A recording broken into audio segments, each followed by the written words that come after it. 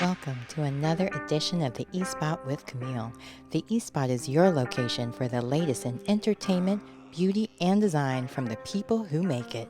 Thanks for joining. Hello. Welcome everyone to the eSpot with Camille. I am your host, Camille Cower, and I am super excited to have the one, the only, the magical Orlando Jones. I've had him on before, but this is way back when I had to share my airtime with other people. So now I get him all to myself and can ask all the questions and don't have to bring up any sports stuff because maybe it was part of a certain ESPN. But now it's just Camille in the entertainment spot. So we get to talk about all things entertainment. And then the SAG after strikes. Thankfully, the WGA strike is over. So we can talk about a little bit about your writing past, because I think a lot of people don't know is that your career started way before we ever saw you on camera. So can we talk a little bit about how at like a teenager, you were already writing jokes for The Tonight Show. You were like doing all these commercials for Food Lion and all these other big names, or at least big names to us North Carolina people. Can you share a little bit about how at such a young age you had not only the dream, but the ability to follow that dream?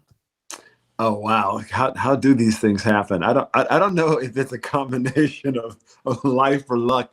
But yeah, I guess I've been writing for a long time. I met a guy who suggested, let me rephrase that.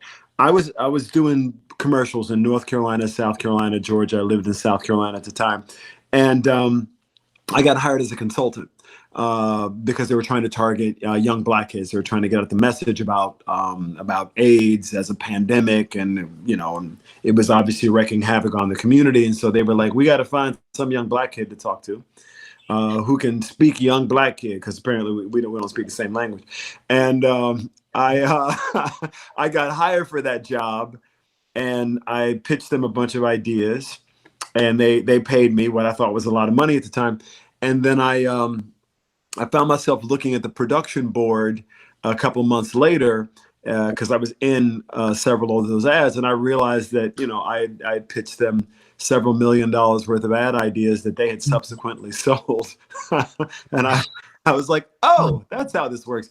And I had a family friend who was an attorney, and I went to him and explained what the scenario was, and he suggested I incorporate and start an advertising agency. So I did, and then that advertising agency became my path to getting a job on A Different World, and wrote The Pilot of Martin and Rock Live, and and since then I guess I've been in the writer's game, American Gods, blah blah blah, for now I guess over almost over 35 years, I guess. So that's kind of how I found myself in the realm.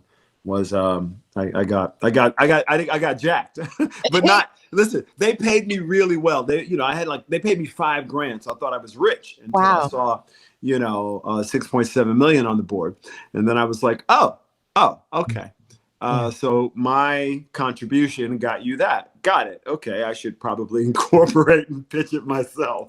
So I did that, and that's where Food Lion and Furniture Fair and state of South Carolina did a bunch of stuff for, and that started my my advertising career. And then with that body of work, A Different World flew me out and interviewed me and hired me, and there you go. Yeah, I was going to ask you to go, because you said The Different World and then Martin. You said it so quickly, like whoa. But how did that happen? So they flew you out for A Different World. How did you even get on their radar? Because that's the other part. Like a lot of times us people in small markets kind of feel like we're overlooked, underutilized. And I'm curious, how were you able to get part of the limelight, so to speak? Or there were two casting people named Lieberman and Hirschfeld, and they were casting movies, in the South Carolina. They were, your local casting components, right? And I came in for an audition. I think it was for Swamp Thing or something, like some movie like that. And they liked me, and they were like, there'd be a lot of great stuff for you in LA, kid. And they sent me an audition for to play Barry Sobel's roommate on 227. And I think I was 18 or something like that. And I, got every light in the house and lit it and shot it, and they flew me out. and I knew like one or two people in LA, and I called them and said, "Hey, I'm in LA," and they said, "What are you doing here?" And I said, "I'm auditioning for this," and I did not get that job, but they said, "Hey, why don't you, because we saw you were doing this advertising stuff, why don't you write up a spec script? There's a new show called A Different World. They're going into season 4. They're hiring new writers. We want to put you up for consideration because we know you're a writer and performer." So I did that, and I didn't get the 227 job, but I got the A Different World job. And so I packed up all my stuff and moved to Los Angeles and started writing sitcoms, and that's how I entered the Hollywood business, as it were. And then obviously being behind the scenes as a writer, you know where all the bodies are buried because you learn everything. Yeah, so share a little bit of that. Like since you bringing it up, you know where all the bodies are buried. What is some advice you would give to maybe somebody who's thinking about packing it up and moving on to LA, especially now that hopefully the strike is getting ready to end soon, and they're thinking, oh, there's going to be tons of opportunity because there's so many different projects that have been put on hold that might now be open, and everybody's looking for work again. But for in what capacity, I guess, is the question. I guess here's the thing: writing, acting, all of it. Well, I know you've said so many times like it's important to know all aspects of filmmaking, really stay busy and working like you have for 35 plus years. So what elements would you say were the most, I guess, for longevity? Oh, see, he's busy all the time. I don't know who that is. I don't know. I'm not talking to that. It's probably calling about your car warranty and lucked out. No, seriously. That is another producer calling about a movie in Italy. That's what he's talking about. But that's a whole nother thing right now. I think the best answer is this. Look, I think if you can tell your story, I think you should tell it. But I don't know that Hollywood is the answer. The Hollywood I went into is a whole nother thing. It's not the same place anymore, right? I tell people all the time that you've got a broadcaster capture device in your hand. So I don't know what you need them for exactly. If you can build an audience wherever you are, I tell people all the time, you need 10,000 hardcore fans who are there for you. And there's a dozen different ways to transact with those fans. But in short term, if you had 10,000 fans who are willing to give you $20 every quarter, there are 4 quarters in the year, that's $80 a year. Let's say, no, they're only going to give you $40 a year. That's a $400,000 a year business direct to your pocket. So your only barrier to entry is what they're charging you, right? So if you want to make a movie, I have friends that make movies for between $40 and $100,000. They put them up on fast channels like Tubi and Pluto and Zumo and IMDb TV. And people joke about that, but those people make around $40,000 a month off those movies. So, with a $250,000 profit plus rolled into your pocket off of this movie that you done in a local market, I ask again, what do you need Hollywood for? So I'm not sure, right? Hollywood is a very different game, and you're likely not going to play in the top parts of that game when you first arrive there, simply because you don't know what to do yet. You don't have enough experience, right? So there's something to be said for maximizing local and regional opportunities before you throw yourself into that mix. So you might very well be invited like I was, but I was invited because I had stuff to show that I was doing in the Carolinas, right? Right. So I didn't show up and go, hey, I was like, watch this, watch that. And they were like, oh, okay, kid. So it was because I was doing stuff here that opened the door there, not because I showed up there with hat in hand, asking them to validate me as a writer producer. I'd already validated myself.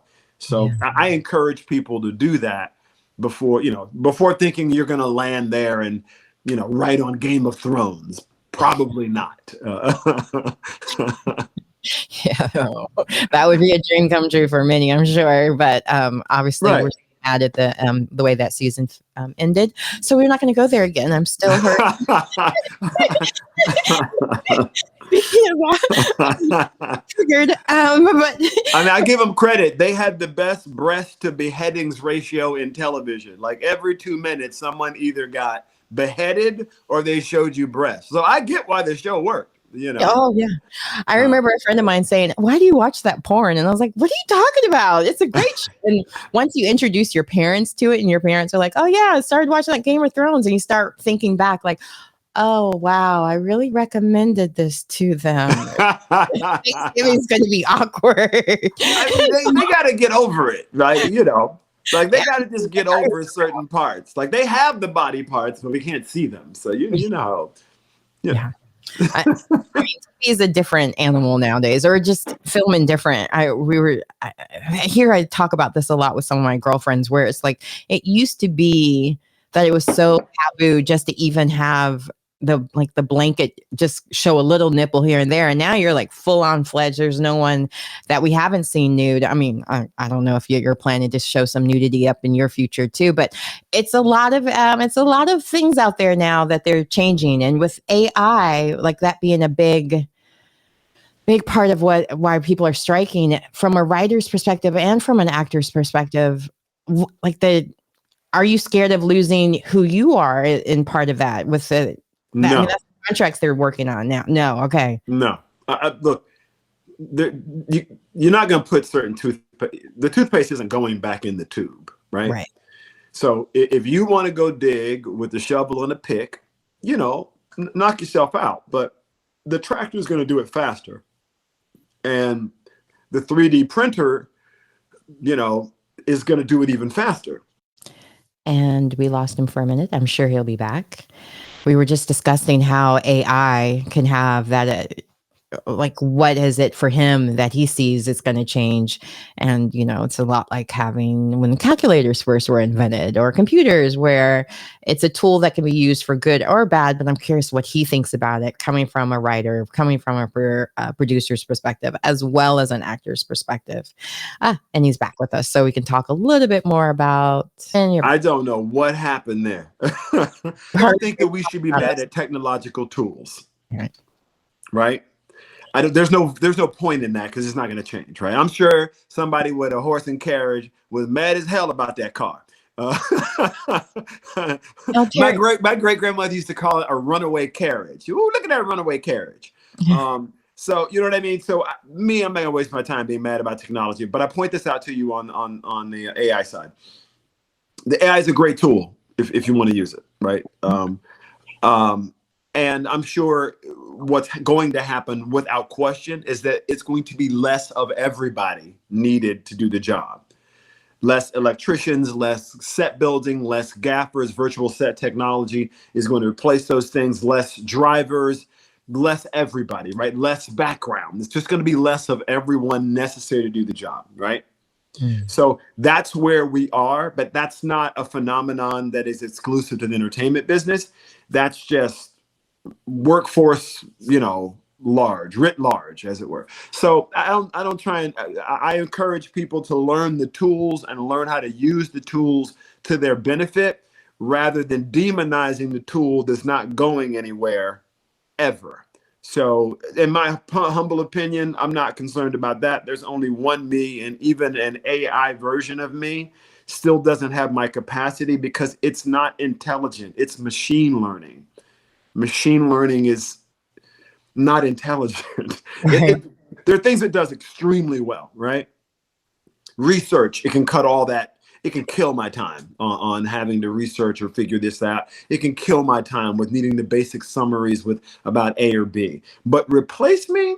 Not necessarily. Not really possible in the way that people fear. So. Right. Because I mean, one of the things I was thinking of with the fear of AI was I got my start as a background actor, and just showing up to jobs, and finally got the opportunity to be a featured extra. And then finally, so when I heard that they were talking about possibly duplicating an actor's image and just using that as opposed to hiring an extra every time, I was like, wait, then how are they ever going to get those opportunities like I got to be able to get in the union in the first place? But right, sometimes it is inevitable that with technology, it's just going to make things need less people. Right. So, yeah. And it created a particular balance, right? On one end, you might not have the same extra opportunity. On the other end, your opportunities on YouTube and fast channels is exponential, where you never had that opportunity before. Even your opportunities on a Facebook or Instagram, or platforms like Vine that came and went. Like, I know guys who were on Vine who are now on television shows. Right. Or they are influencers on Instagram and they make their money this way or that way. But that opportunity wasn't available to them being background, right? So the opportunities are different. Technology shifted some things around, but it's not like there's no opportunity, because you make way more money in digital, even with a podcast, than you ever would as background. I'm sure you know this. Background is $50, $75, 12 hours, bye. It's not just a hot dog and a brownie. Right? You know what I'm saying? Like, a 2-hour podcast is far less time than 12 hours on set. It's going to make you way more money than being background. So yeah, that door closed, this door open, circle of life, Hakuna Matata and all that. No, another great points by Mr. Orlando Jones. I guess he does know a little something about evolution and evolving with time. Well done. I'm trying. I have to work around it. In movie quotes, this is very difficult for me, and I'm ADHD and dyslexic. So AI has been very helpful for someone like myself with doing the things I can't do. Right. Like a normal person can, as far as like just structuring a sentence without it being backwards. But speaking of backwards, not really backwards, but a nice little segue to, you have so many different careers, and we haven't even talked about the one that is the most hysterical, I guess is a good segue to it. But you have a great comedy show that you're getting ready to film right here in Raleigh, North Carolina. Yep. It's been a long time since you've done a comedy special that we can watch. So tell me a little bit about the excitement behind starting this. Listen, I mean, I've been on stage a lot because I think I spent 2022 and 2023 out touring and stuff and having fun. Look, it's always fun. It's the last bastion of free speech. It's the only place where you can actually just say whatever the hell you want to say. And I try to point out with people, I don't give offense. That's not how it works. You take offense. You see, you don't include me in the decision-making process. I threw jackass in the air. You claimed it as your own. I wasn't talking to you, jackass. I was just talking. See, yeah. I love it. It's really fun. It's been fun to sort of meet and find new comedians in the area who've been trying to get their break and, give them sort of more stage time, which is often dope that you'll see that. It's just also just fun to be on stage, and the world is a crazy place right now. So there's plenty to talk about. A lot. Like a certain person just going to court today, as a matter of fact, the cult 45 of it all. And 45. Yeah, 45 is a piece of work right there. So I've known 45 since he was in New York running around with rappers. Like, he went from thug life to cult. I don't know how he made that transition so quickly, but Steve Bannon. It's like the Kelchi thing. Like, they come hang out with us first, all hanging, I guess that's his name, Kelsey. I don't know, the Taylor Swift guy. Like, he hangs out with us, cool folks, and then next thing you know, they switch over to the MAGA side. Not saying Taylor Swift is MAGA, because we all know she's not. But it's funny how they make that transition where they start off maybe on UPN, and then next thing you know, they make it to the Warner Brother network. Yeah. Look, hey, look, your money. Freedom of speech, right? You you are entitled to attempt to oppress whoever you like. You're entitled to it in America. It's so, but from my perspective, you got to appreciate that. For years, I would see Trump chasing behind Russell Simmons and rappers, right? You like clout chasing, like you read about, like really trying to be in the mix, right? You got to understand. So when I saw him on the campaign trail, I was laughing hysterically, right? Because I knew him when he was a Democrat. Yeah. And he was a hardcore Democrat, So hanging out with all the Democrats, right? So, in the Hollywood of it all, you get to see everything. So it is hilarious to me because he don't believe what he said. He just talking. That's not what he thinks at all. That's just what he's saying And now he feels like he's bulletproof because he got his cult going, so it don't matter what he say. But you know what he thinks, like listen, nobody trash talks poor people like him, which is why I never liked him. Because you know I wasn't born with no silver spoon in my mouth, so hearing dude talk all crazy was like, what?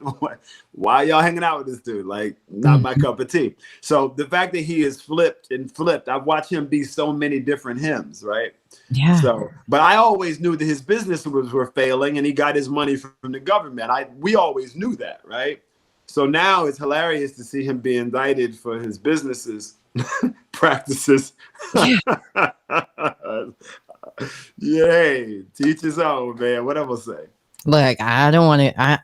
Don't call me about it. Y'all voted for him. Handle it. Good luck with all. You're allowed to support whoever you want to support. Like, that's my whole thing. Is look, if America's America, you got every right to have your freedom of speech. The problem is that as soon as I say something you don't like, you offended. Well, I didn't give you offense. You took it. You see? You took it. You didn't include me in the decision-making process. So I noticed on the flyer that there's like 9 different comedians. So when you're talking about playing it forward or bringing people to the table, it's like you're doing the walk and the talk. So what do you think? Like when you're out on the road, how do you find these young comedians to come work with you? My producer, Karen Tunis, is look, I lose track of how many foster kids she has had. Okay, 17, 20. She's doing the Lord's work, and Lord knows I don't know. Okay. Yeah. But like so many other Black women, she gonna try and save us all. Okay. Okay. Y'all are the mother. You crawled out of the sludge and created Homo sapiens, and you're still trying to save us. So during the pandemic, we started working with a group called Oops Foundation down in Wilmington that was providing, optimistic opportunities for people who were struggling. And we took a Black-owned grocery store down there, and we flipped that bodega into a little comedy situation, and we started streaming. And then we went over to a loft and we started doing an improv over there, and people started coming in from Fayetteville and here and there when I'm out playing, Funny Bones improvs or doing my show at Gotham in New York, because I think I was up there doing a residency pretty much twice a month. I just wanted to put people on the stage who didn't have the opportunity to get on a bigger stage, right? And along the way, I met a whole lot of funny ladies and a couple of really funny guys, and all from very different walks of life, and getting a chance to put them on stage is always fun. They're funny, right? They deserve it, and if I'm going to headline a show and come out, I feel like it's really fun to put up some other artists. So it's not just comedians on that flyer. Nazzy the Mike is actually an artist. She's a dope rapper. Dope. True Spit is actually spoken word. She does spoken word and comedy kind of together, but she's really a spoken word artist. And so for me, Kristen Brooks, Dallas Brown Jr. literally was a school teacher, a heralded and award-winning and decorated school teacher in New Hanover County, North Carolina, for over 25 years. That's what he did, right? And his students have been telling him for over 25, you should be, Mr. Brown, you hilarious. Mr. Brown, you should do comedy, right? So I met Mr. Brown and I thought, you know what, your students are right. You really, he's a funny guy, right? But he spent his life educating kids, right? So for me, meeting those types of people, different walks of life, getting the opportunity to put them on stage, particularly women but people like Black female comedians don't exist. Well, they do, and a lot of them are mad funny. It's a perspective you haven't heard before. So if we really care about the upliftment and an enrichment of different people and giving and diversity, right? We talk about these buzzwords. I don't care so much about that as much as I care about, if you don't give that person a stage to tell their point of view, then you are left to think that you know what their point of view is, and you don't. but giving them the opportunity, not me trying to tell a story for them, because I'm not them telling their own stories is how you go, oh, well, that's funny. And laughter has a way of bringing people together. So my comedy shows are really about one thing. I want, in this venue, 300-400 people, sometimes it's 3,000-4,000 people to walk in. Y'all might not know each other, but I want you to leave realizing we're all connected, right? You ain't really got no enemies. That whole Democrat, Republican, that's all nonsense. We can agree to disagree on that. But don't nobody want their kids jacked up. And everybody got a racist they love or a homophobe they love. Everybody got a bigot. Somebody prejudiced something that they love in their family, but you don't know them like that. You know them as this person who loved you and took care of you and blah, blah, blah. That's not the person you know, right? And you don't want nothing to happen to them despite their antiquated views. So we all have these things. So I don't know why everybody acting like they hate racists. I love racists. Ain't nothing wrong with racists. I know some racists and bigots in my family. Yeah, actually, yes. I have white folk in the family. That's racist. But they're not. Here's my other thing. I'm just gonna say this and get out of the way. All right. Racism has been misdefined, unfortunately. Racism doesn't mean you're a bad person. That's not what it means. There are plenty of people who receive the benefit of race who are lovely people. The abolitionists receive the benefit of race. But that don't mean they bad people. Race doesn't mean call somebody a racist. People that, oh, it's horrible. That doesn't mean you're a bad person. That's a benefit you get, whether you like it or not, right? And it's all twisted up because now you say it and people feel attacked and they want to fight back. That's why I say I love racists, because at the end of the day, that's not what it's about. The question is, are you a jackass? Are you a horrible? That's the question. For real.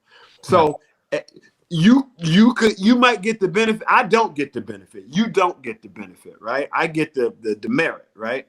You might get the benefit, but that don't mean you're a bad person. Right. So you might get the benefit and be trying to help people all the time. So what's up with that, right? Or you might get the benefit and then you try and exclude people and try and act like the benefit makes you better. Well, you an asshole. See, that's your problem right there. So I just feel like they've misdefined the term to mean something it don't mean. So now everybody's confused when they hear it. Agreed. But I also want to talk about a little bit about the sense of, yeah, you have the right to say whatever you want to say. You can be racist, anti-racist, or benefit from racism. Whatever. There's still the accountability. And I think sometimes with comedians, the accountability is the part where people get canceled, or sometimes when they say things or they're doing things other than just the general making jokes about it, but actually living against those jokes. Or is that the right? I know what you mean, but let me put it to you like this. Don Imus, I remember back in the day, got canceled. Mm-hmm. But did nobody take into account that, the horrible white man had been helping, women and children of color and women of color for the better part of 20 years. And he made one reference and everybody said, oh, he's a bad person, but his actions didn't match that. Mm-hmm. So he probably never should have been canceled, right? And if what we're going to do is cancel each other for words, we're going to have a long because everybody, and also there's plenty of stuff you say when you're little, you don't know what you're saying until you learn better, right? There's plenty of stuff you say when you're young, you don't really understand the ramifications because you don't have enough breadth of knowledge. You haven't met enough people. You don't have enough frames of reference, right? But so there's no room for folks to grow now. I mean, you make one mistake and that's just not real. Life is never really going to be that way. I'm not trying to cancel people because of words. Frankly, I don't care. Okay, just me personally. You can care if you care. I don't need to care. I'm good. Yeah. I tend to want to look more at the whole thing. And also, I'm not trying to get rid of people just because they did the wrong thing, because I know there's somebody who loves that person. So I'd much rather look at it the way it really is, which is, well, let's see if we can help them through. And if we can't help them through, then, go with God. But, but let them live their life. I don't know why they got to agree with me. Well, who am I? I mean, let them be them. I don't, just me personally. But I also understand that's a double standard. And, when I say stuff, they didn't try to cancel me many times. I've had attempted canceling on 3 different occasions. Okay. And I ain't done nothing to nobody. You're well hidden in that case. Well, what happened is that they got people rolled over it, right? Because plenty of people knew that wasn't true. Right. So I had the fortunate groupings of fans who were just like, nah, nah, nah, nah, nah. And that's really what happened, to be honest with you. Otherwise, it would have caught and stuck, right? But I had a history that kind of wiped it away because people were like, I can point to this, this, this, and this, and that ain't who that dude is. And that was always a saving grace for me. But it didn't mean it wasn't attempted, you know. I got banned from the Super Bowl for Make 7 Up Yours.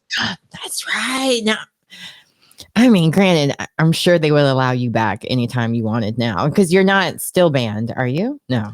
No. It was just they banned the commercial. It wasn't me, because they said the commercial was offensive. Look, they had Katie Couric on television talking about it was offensive, and kids were getting thrown out of school, and you know, and it was my fault because I was the one that wrote the campaign and did the T-shirt, and you know, was what I was doing, was it rude? I mean, is it nasty? I mean, should they be able to say this? I mean, people was clutching pearls on me like left and right. I was like, oh, y'all kiss my ass. This is a joke. Oh, it's kind of funny now because my husband works for UPS. Their shirt was pay up. And when I didn't even think of it, the 7-Up reference, but when I told him I was going to have you on the show, he was like, oh yeah, the 7-Up guy. And I'm like, the 7-Up guy? And when I Googled, I was like, oh yeah, totally forgot about your 7-Up days. But yeah, the pay up shirt now, I think of say it 7-Up. No, yeah. Listen, I think it's so awesome that I could have wrote something on a napkin 23, 24 years ago, and people still remember it. But you know, I never know what I'm gonna get. It's something different all the time. It's Office Space, or it's Replacements, a Double Take, or American Gods, or Sleepy Hollow. People all over the place. Mad TV. Like, I have no understanding of what I'm gonna get. I really do. I had just somebody the other day lose their mind about Good Lord Bird, and then his wife didn't know what that was because she wanted to talk about, oh gosh, what was it? It was something that I'd never expected her to see. I can't remember what it was. Anyway, blah, blah, blah. Oh, Raven's Home. That's pretty funny. I mean, she wanted to have an in-depth conversation about Raven's Home, and he was trying to talk about the Rail Man from Good Lord Bird. And I was like, how are you two even together? Like, and the funny thing is, like, I don't even think of you as being on Raven's Home. I'm thinking of the other Orlando that was on Raven's Home. Brown. Yeah. So that's this year, Raven's Home, the season finale, I play an Italian designer. So I'm sure they have kids, and they were watching Disney Plus, and there it was. And I said, oh, okay. And then I turn around, and the next person wanted to talk about Abbott Elementary. Yeah. And I tried to point out to him that I was not Tyler James Williams. And everybody hates Chris. Yeah. yeah. And here's the complication. Because I'm on Abbott Elementary, and because I was on Everybody Hates Chris, I can't say I wasn't on the show. Right. So they get confused. They're like, no, that is you. No, that is you. That's one of the bad things about Black Not Cracking. It's like, you're the adult in that same show. I'm like, no, I am not, sir. It was so genius that they had you play his father in a show we're not talking about. But I thought it was so genius that they finally paired you as his dad, because you guys do. Not that all Black people look alike, but I can. Yeah. Listen, according to y'all, I look like everybody, so I just go with it. I go with it because I can't no more. I get. Listen, I was never in Joanna, man. Okay. I don't know what to tell you. Okay. Funny thing was, I was, so I would have saw you there. But they think you look like Miguel Nunez. That's hilarious. It's somebody different all the time. Listen, according to the internet, me and Solange Knowles was separated at birth. That's what the internet say. Huh. I remember on your website, because I went to your website, orlandojones.com, and it's like you made it to the end of the internet, and these are all the people that I'm not, and one Knowles and all these other people, and I use that as your bio because I thought that's hilarious, and I love the fact that you can laugh at the fact that obviously a lot of people have confused you with all these different actors, and I mean, because your career is so long. My favorite person to make fun of is me. That's why come I don't care about nobody else, because I shoot at me on a regular basis. Right? I enjoy shooting at me. I think it's funny. I mean, you're the expert at it. Why not? Hey, I mean, if you hold on, something wrong with you if all you're gonna do is make fun of somebody else, but you ain't got nothing to say about you. You know what I'm saying? I don't know about that, pimp. So I would much rather clown me, and then if you get clowned in the interim, well, that just happened. You know what I'm saying? But most of my shots I try and take at me. And like you said, unless you got offended, right? You didn't give it to them; they had to take it. So you took that. I ain't get that to you. Yep, I get it. So again, everyone, make sure that you check out Orlando Jones. Will be in Raleigh, North Carolina, October 29th at, it's not Charlie Goodnights anymore. I keep wanting to say Charlie Goodnights, but Goodnights Comedy Club. Charlie got next out. No, I'm kidding. I don't know what happened to Charlie. Looking at the flyer to make sure there's nobody on here named Charlie. No, Lily will close as it gets. Exactly. Well, I'm excited to see this show, especially since you were talking about Mr. Brown being a teacher, and I'm like, if you can get teenagers to laugh on a regular basis. Oh, he's hilarious. This is the part where I knew he was in the wrong profession. I met these two young white kids, the most gangster rappers you have ever heard, and they got lyrics. Like they got bars. I'm not hating. Yeah. But when I met them, they was telling me about, Mr. Brown, you don't even understand like how Mr. Brown encouraged us, Mr. Brown did this, Mr. Brown did that. And I kept looking at them like, who is these two white boys? Mr. Brown, what is happening right now? And then a couple other little brown kids showed up, and then a couple of Asian kids showed up. And I thought to myself, this is crazy. There's a little rainbow coalition of kids all in love with this old man who encouraged them and frankly, apparently in ways that other people didn't.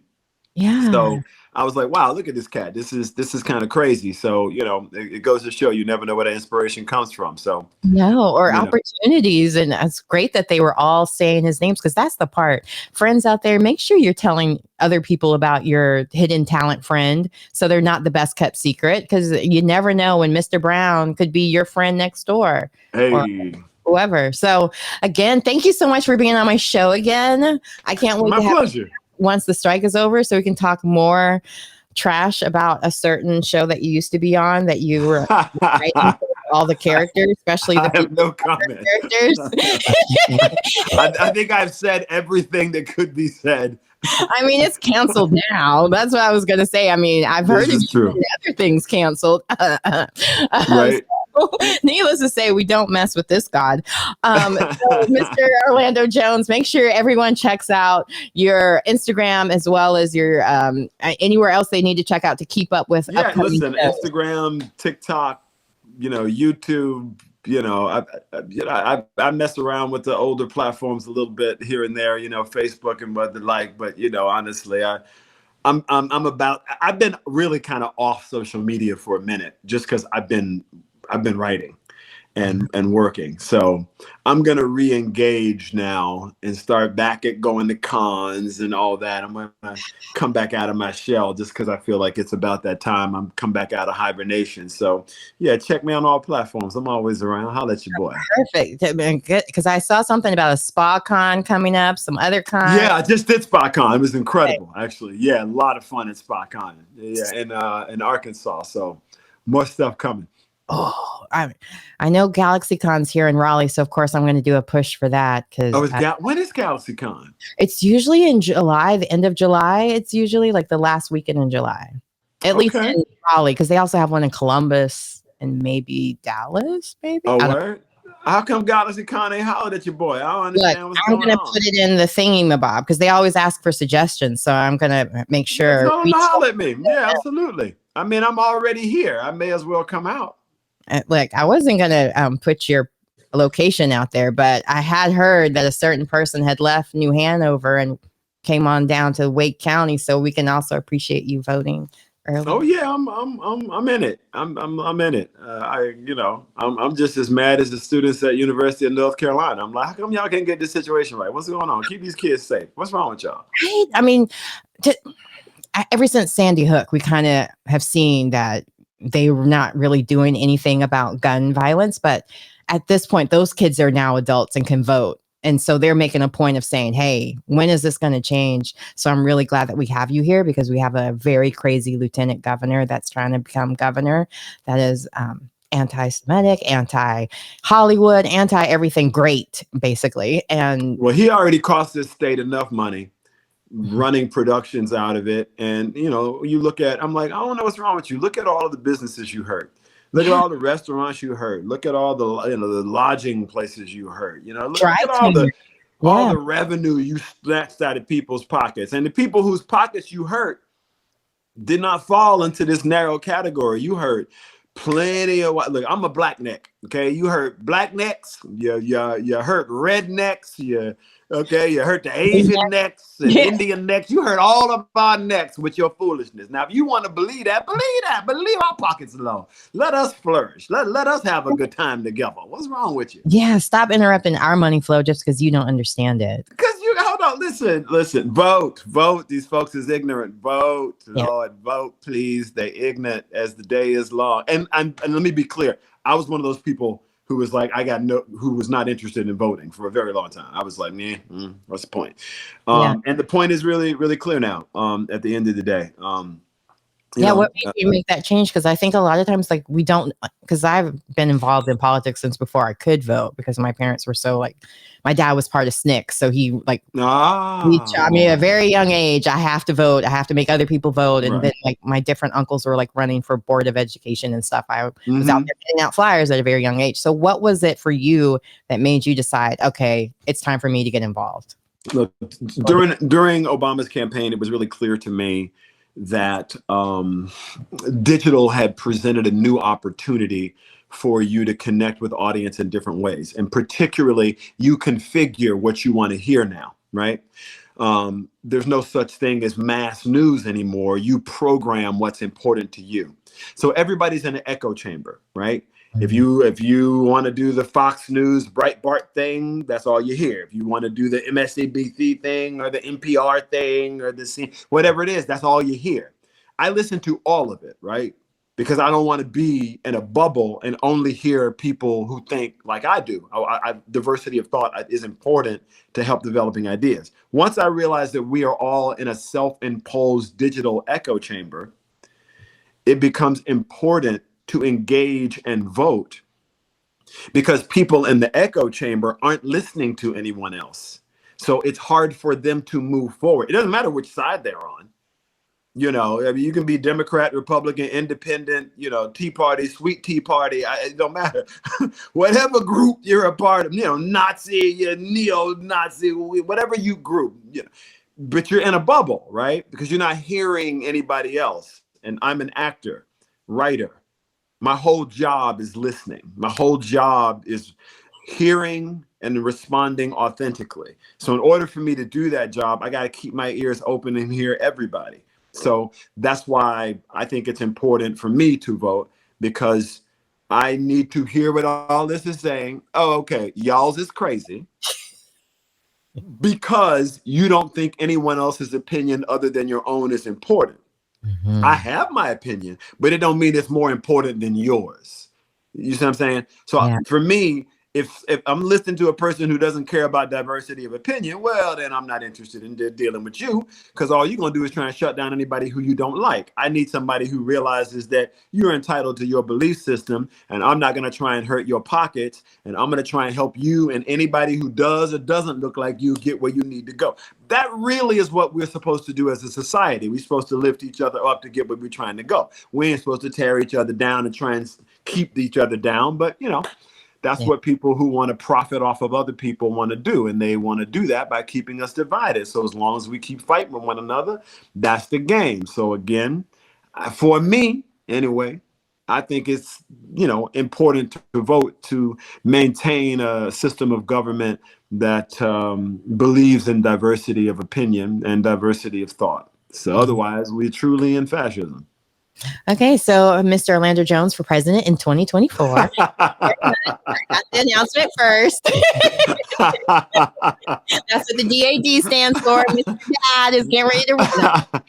You know what? I would rather be. I would rather be mayor, or I would rather work in a local environment where I can really help the people in my immediate community than I would like to be on some crazy scale. Like, I might get the whole senator thing and all that, but the president ain't got no power. No, not right now. Oh, no. You know what I mean? I mean, really, I'm not for real. So I would much rather. I got to get stuff done. I'm not interested in the bureaucracy and blah blah blah blah blah blah blah. No, that's great for y'all, and then knock yourself out. But I'm more interested in my rednecks and my black necks and my Asian necks and my LGBTQ plus. In fact, I think LGBTQ is all messed up. That's the wrong title. It should be semen receptive and semen deniers. That's what it should be. My mama was semen receptive. I love people who are semen receptive. I happen to be a semen denier. Why you hating? So these categories is all wrong. I was totally willing to volunteer my campaign services for you, but I don't know if with me being dyslexic, if that would be a good risk for me to say semen deprior or receiver. The semen receptive and semen deniers is one of the two. You can be a denier. Ain't nothing wrong with deniers. Ain't nothing wrong with receptive. Pick your side. Well, I love both. Yeah, well, but I'm on agreement. Like some of these letters, who came up with this? Like the BIPOC. Like I did not okay that term, but I'm here living with it. But yeah, I didn't okay African American because most black folk don't know nothing about Africa. So I was like, how did we get here? And how do you know they're not from somewhere other than Africa? There's islands, there's Jamaica, there's South America. I mean, there's a whole lot of brown folk. Egypt, I don't know what you're talking about. And all of us have people in our family who look like they're not, who could easily pass. So I don't even know. Very valid point. I remember this whole crazy colorism is insane. They act like, oh, it's a white person. I don't know about that. Right. My great grandmama looked like she could have been a white lady. Okay. She was black as the day is long. So I don't even know what to tell you about that. So she was racially ambiguous now. Oh, is that what it is? Yeah. It's only ambiguous because you don't know enough about your history to know people come in all different shades. What are you talking about? Well, I mean, in the casting perspective, she could be racially ambiguous and play all. Oh, yes, of course. Yes, of course. And you can as well because you have a racially ambiguous grandmother. Like, oh, I could be Afro-Latina. I could play them all.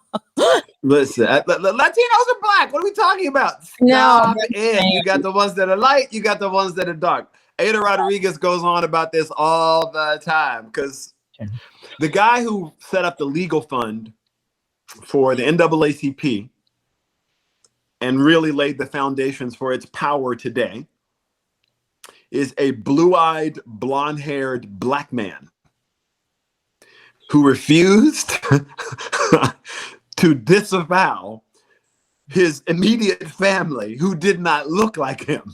Mm.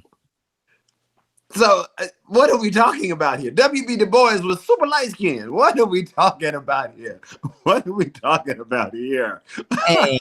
This is ludicrous.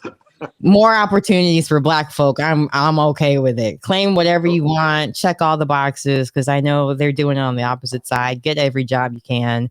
I had Giancarlo Esposito on, and he was talking about he's actually half Italian, but they all assume he's half Hispanic. So he plays all these Afro-Latino roles. So he had to learn Spanish just for that case. So I'm like, wait a minute. Everybody pass for what you can.